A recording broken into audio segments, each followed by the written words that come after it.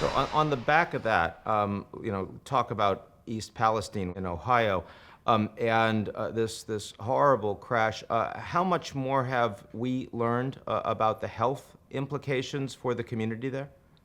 Well, this is something that there's going to need to be sustained attention on for years. The tests today, soil, air, and water, indicate that it is safe. But years from now, you could see health effects, and so we need to make sure, and will, as an administration, that these residents are taken care of.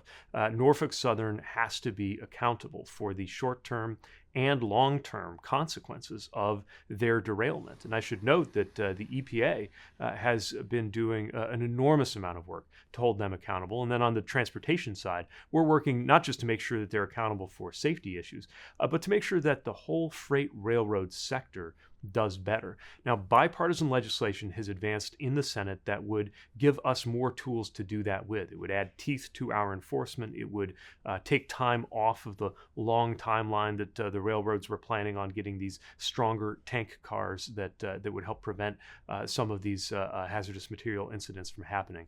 What we need to do now is make sure that the pressure and the attention is sustained, because often when an incident like this falls out of the headlines, then you see a pattern of watering down or delaying rules and enforcement until the next terrible incident happens. And we shouldn't allow it to go that way. So I was very encouraged by this bipartisan legislation. Obviously needs to move in the House too, and get to the president's desk in order for us to be able to enforce it. But we're going to continue to do everything we can with the powers that we already have, while calling on Congress to help equip us with the ability to do more. Optimistic that gets through House? I see there's more opposition there.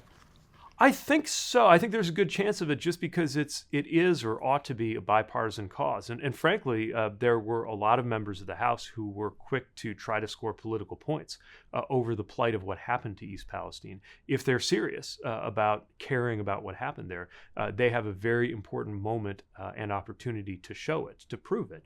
And I hope that spirit will carry the day so that we can actually get this thing done.